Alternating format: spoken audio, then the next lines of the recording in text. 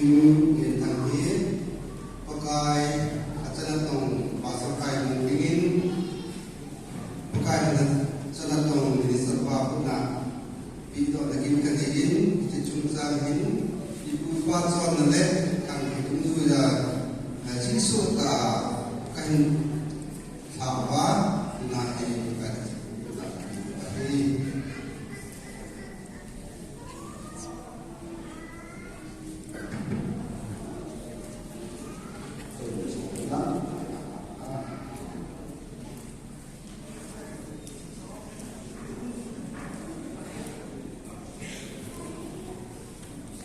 Vì one side of the okay.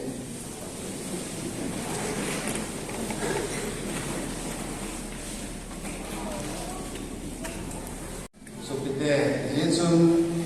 kita ini untuk masalah le, kita belum le,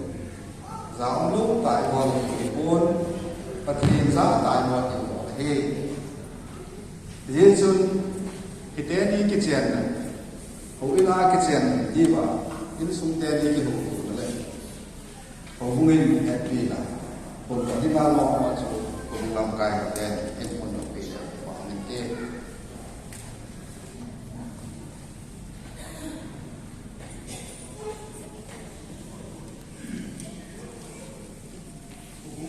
Jadi ni le, aku pun kalau login, aku share lagi mah, aku pun, jadi yang kalau login, macam pun. Pati tulo ba tin ko sun pati din na oi kato na hi nang utang kai no nare la ma ding mga hezo kim de thang ne nei wa da ji ma na ka na ni ba me ani na lo so me hi na asa na hung kin den pani basic tamoni hung thum jong le ama jen lunga ko ta kam lo ba nangai tagin ber na cha sa na ini ba me chuti le pati do hung mi le a sunga apun mai ko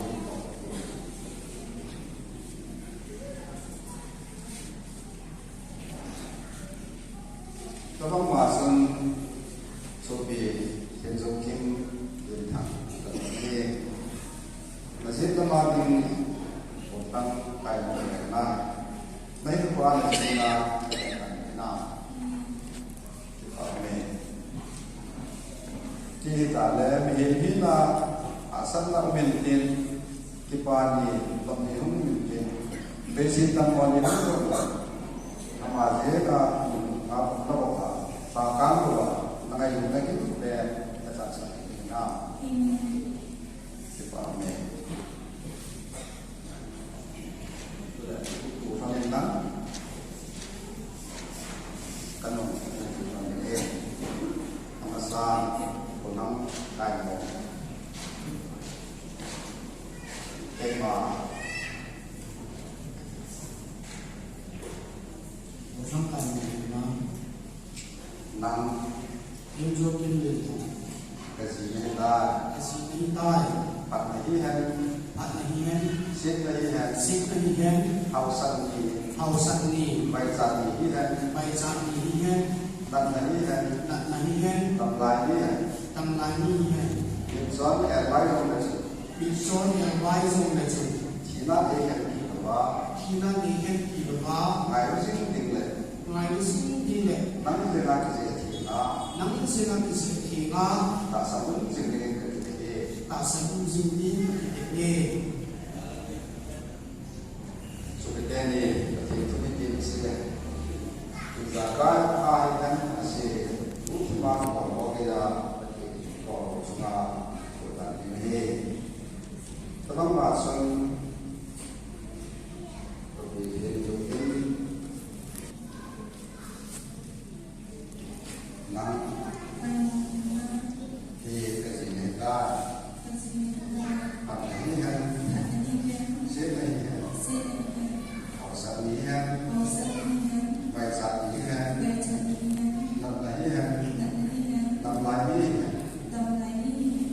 Soalnya kayak baik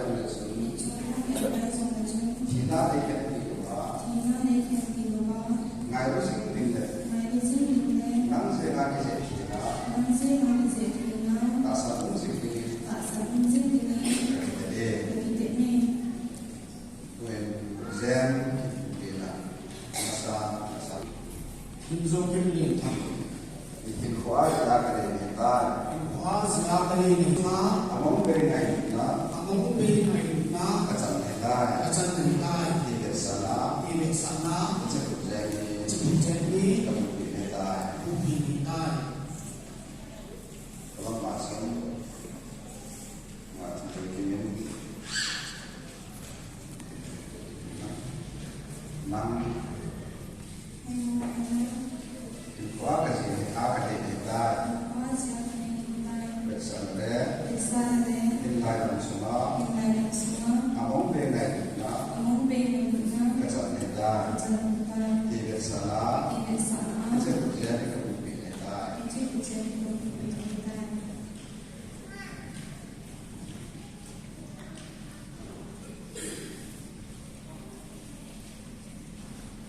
When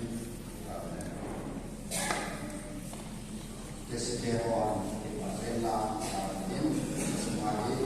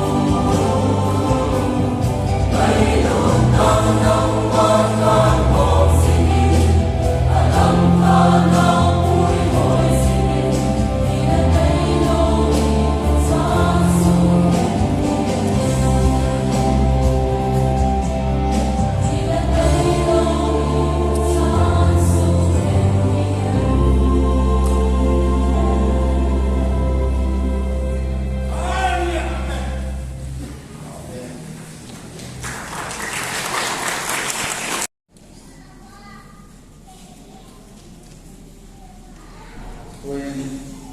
cái công phật này là về và có đến kiến phật này là tạo tiền ra để phải nghe đến quả là đến kiến một thị trường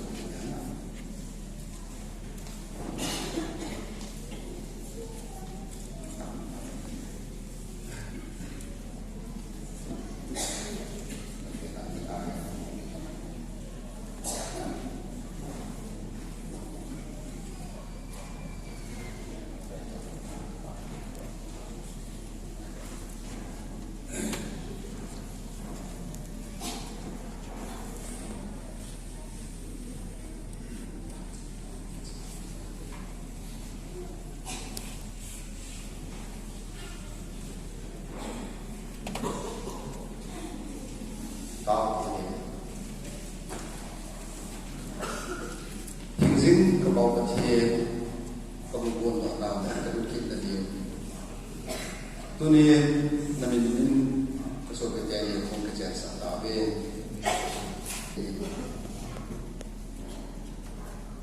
hiện lại làm sao ngài cũng cóสิ่งที่เลยนักมาเจ้าก่อนนักมาเจ้าคริสต์ยิสุเป็นตัวที่นี่ไอ้พวกนั้นนิสาบางสารป่าวไอ้ป่าวเรื่องนี้ครับคุณยายมาสัตย์ที่นั่นเป็นปีเดียวนักมาที่นั่นคิดเราคนแก่เราจริงๆยังเป็นจีนรุ่งชิมที่ว่านะสามนานปากพูดถึงเราเองไอ้เชื่อเรายันที่นี่เห็นนั่งสินหาสัตย์ที่ป่าที่ตรงนี้ตรงนี้นักมาที่นั่นที่นั่งตายคนมองยังดึงเลยนักมาจอดเราเลยตาคริสต์ยิสุuntuk ini dengan kalau dan juga untuk kalau muslim terbaik lah generasi sisa tidak atau ini untuk terkait kustamina atau di